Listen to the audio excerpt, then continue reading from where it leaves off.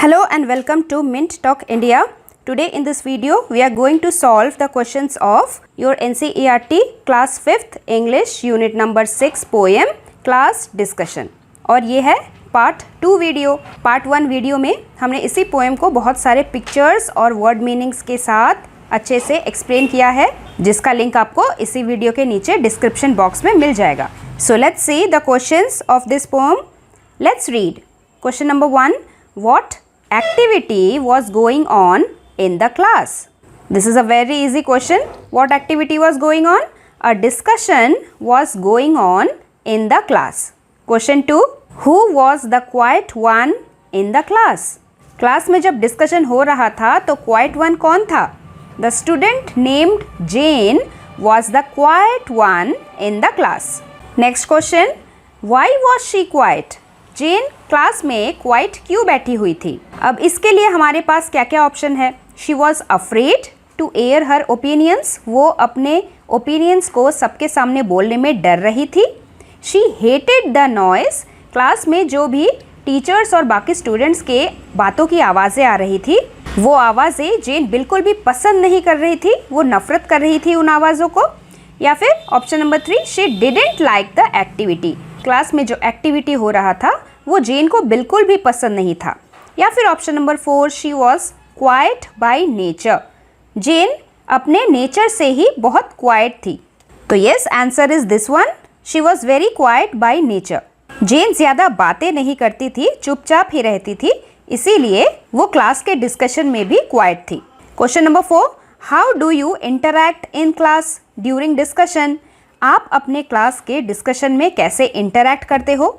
Interact करने का मतलब अपने फ्रेंड्स के साथ, टीचर के साथ कैसे बातें करना. डू यू पार्टिसिपेट और रिमेन क्वाइट? क्या आप क्लास के डिस्कशन में पार्टिसिपेट करते हैं या फिर चुपचाप रहते हैं? So this question can have different answers depending upon your nature. Jane की तरह अगर आप भी एक क्वाइट चाइल्ड हो जो ज़्यादा नहीं बोलते and prefer to listen to others more, तो आपको ये वाला आंसर लिखना है. I interact less in class discussions and love to listen to others more. Usually I participate less and prefer to be quiet. अगर आप एक एक्सट्रोवर्ट बच्चे हो, जैसे कि हमने अपने पार्ट 1 वीडियो में डिस्कस किया था, एक्सट्रोवर्ट बच्चे वो होते हैं जो हमेशा हाथ ऊपर करके बैठे रहते हैं. उन्हें हमेशा कुछ ना कुछ बोलना होता है. They actively participate in class and they love to air their opinion. तो आपको ये वाला आंसर लिखना है. I interact actively in class discussion and love to speak to others. Usually I prefer to be expressive. Expressive होने का मतलब to express our views actively. That means they don't hesitate to share their ideas. उन्हें अपने मन की बात किसी के सामने एक्सप्रेस करने में, बताने में बिल्कुल भी हिचकिचाहट नहीं होती.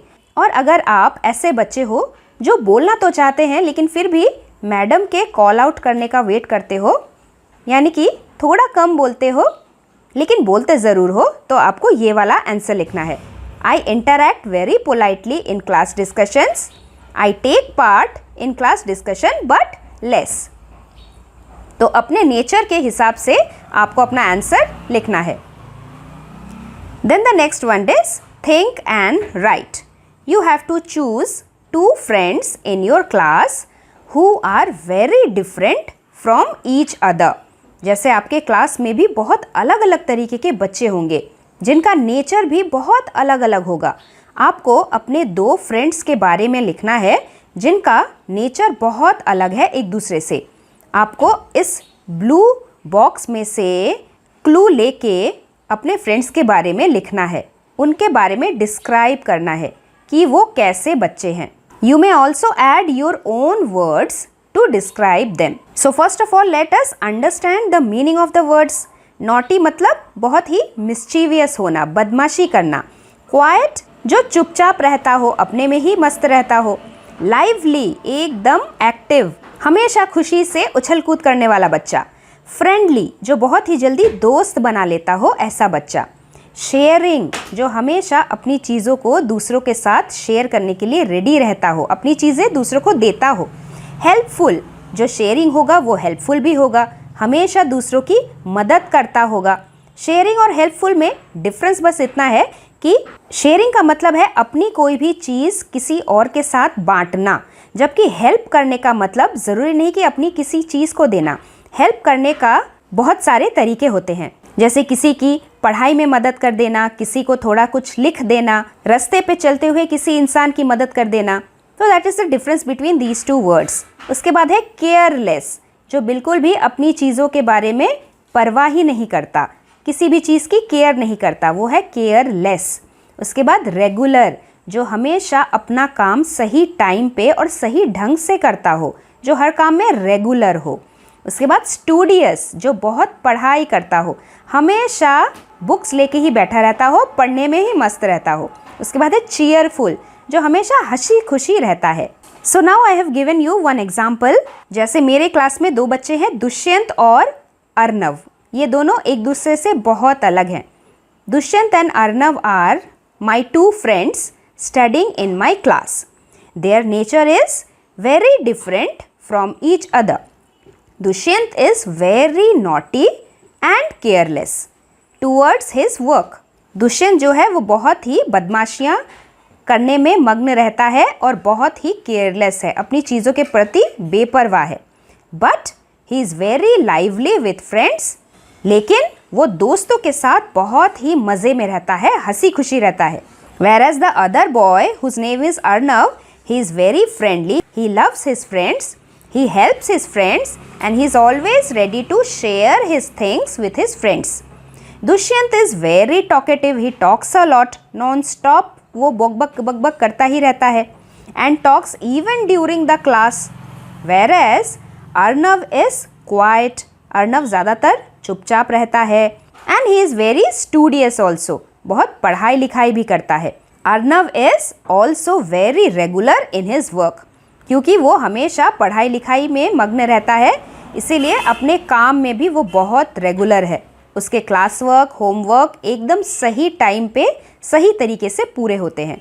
तो यहाँ पे आपके बुक में जो तो फ़ोटोज़ दिए हुए हैं, तो उसमें जो पहला फ़ोटोग्राफ है ये थोड़ा सा नॉटी बच्चे का फ़ोटोग्राफ है और दूसरा वाला एक स्टूडियस बच्चे का फ़ोटोग्राफ है।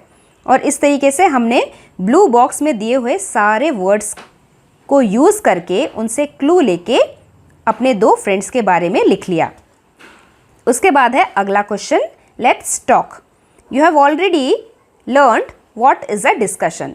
अ discussion is to talk together on a single topic and decide something, and when you do this you are taking part in the discussion. Now read the sentences below. They tell what happens in the discussion.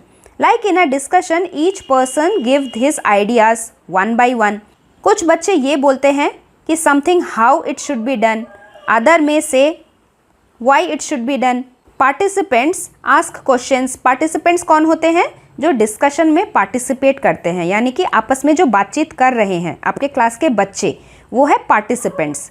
वो एक दूसरे से questions भी पूछते हैं, अच्छा ये कैसे होगा, ये तुम कैसे कर सकते हो, और उसके बाद एक दूसरे के क्वेश्चंस का आंसर भी देते हैं।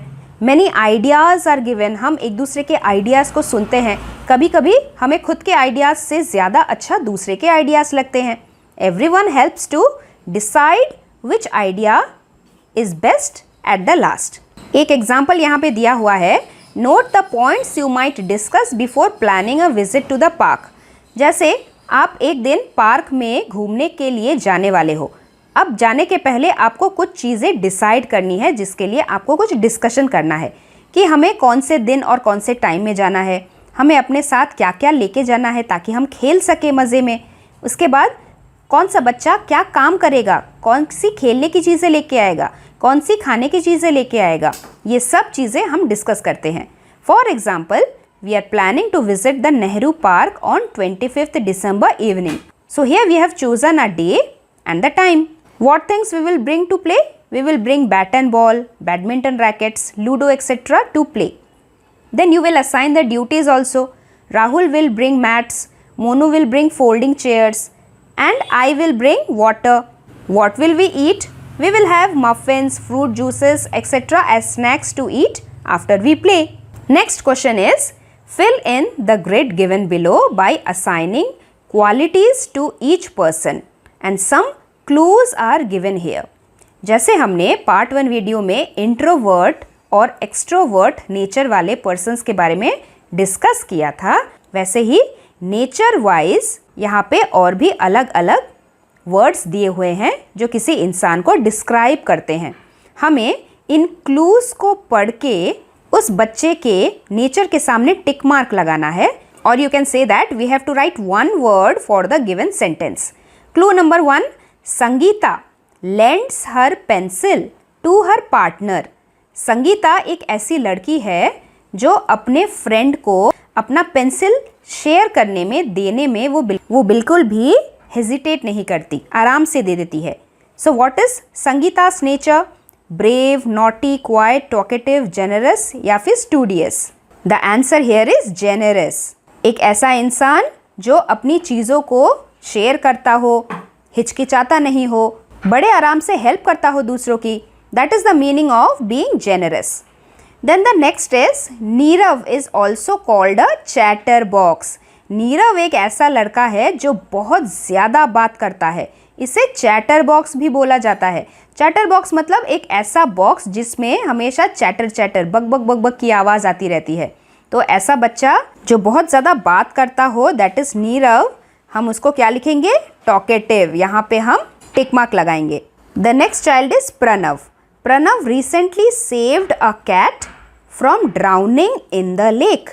प्रणव ने हाल ही में एक बिल्ली को डूबने से बचाया एक झील में.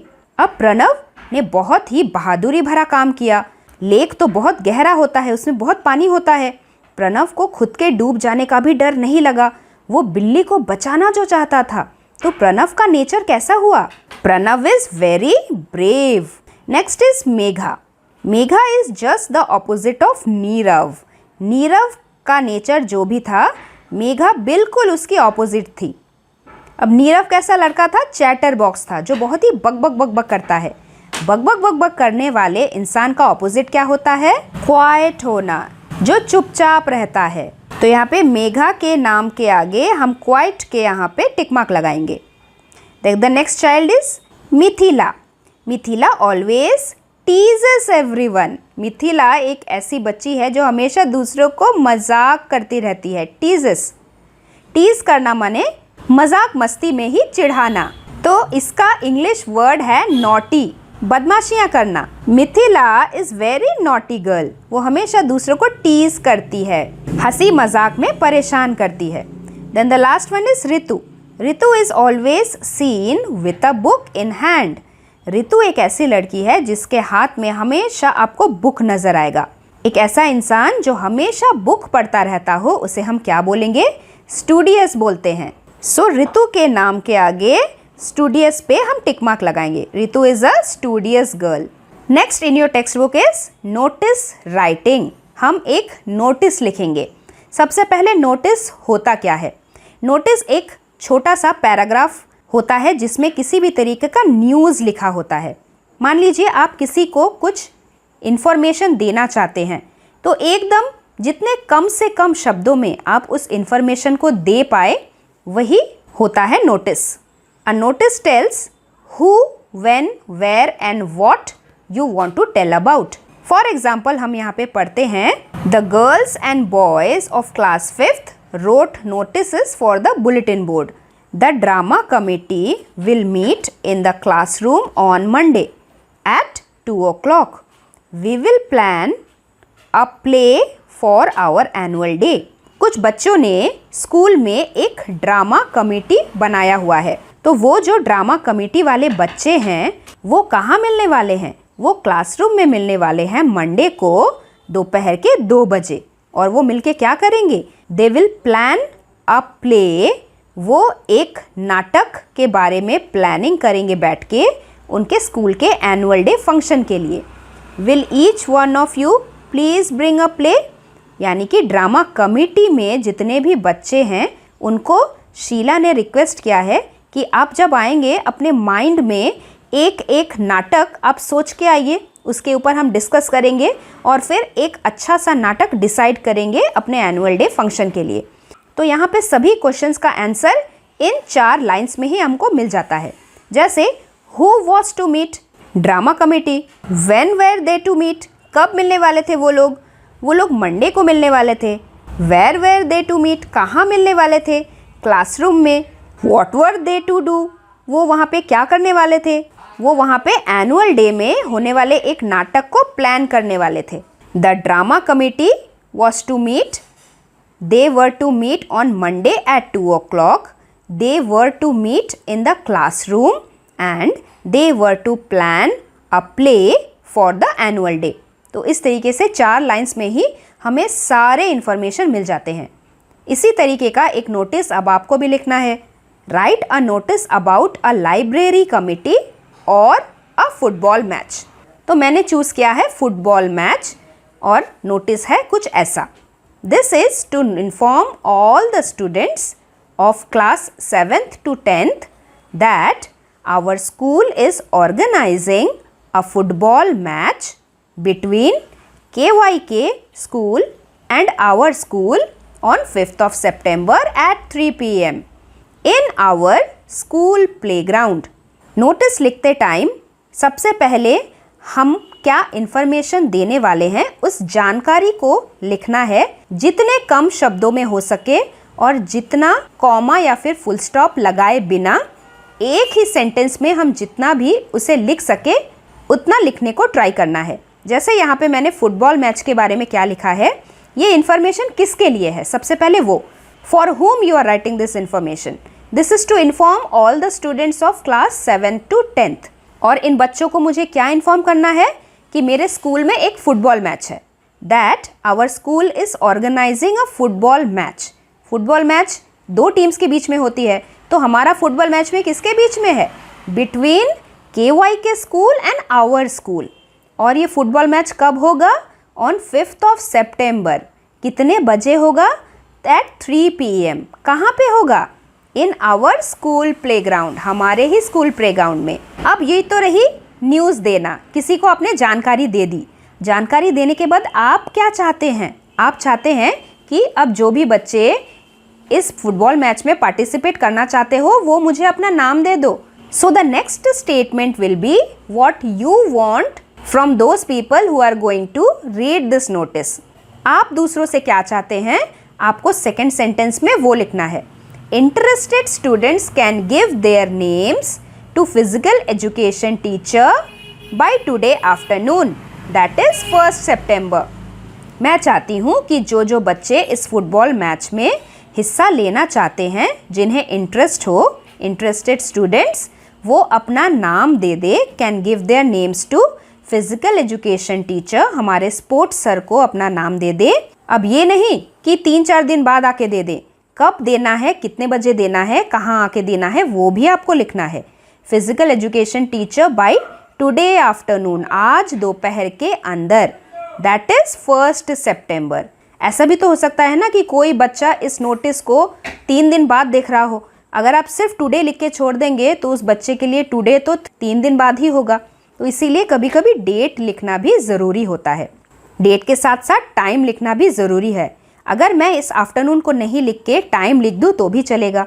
तो इस तरीके से हमने who, when, where and what, इन चारों चीज़ों को इंक्लूड कर लिया अपने नोटिस में। यहाँ पे हु कौन है, स्टूडेंट्स को हम एक इन्फॉर्मेशन देना चाहते हैं। क्या इन्फॉर्मेशन दे रहे हैं, फुटबॉल मैच है। व्हेन, कब है, 5th September को है, दोपहर के 3 बजे। वेयर, कहाँ पे है, हमारे स्कूल के प्लेग्राउंड में है। और क्या है, फुटबॉल मैच है। So like this, in 4 to 5 lines we write our notice giving an important information to somebody. So that was the end of the chapter and your last question. Hope you have understood very well. अगर आपके मन में फिर भी कोई doubt या फिर question है, you can ask me in the comment box. We will meet very soon with our Unit 6 lesson, that is the talkative barber, very soon. Till then, thank you very much and God bless you all. Thanks for watching and do like, share, subscribe our channel Mint Talk India for more upcoming videos.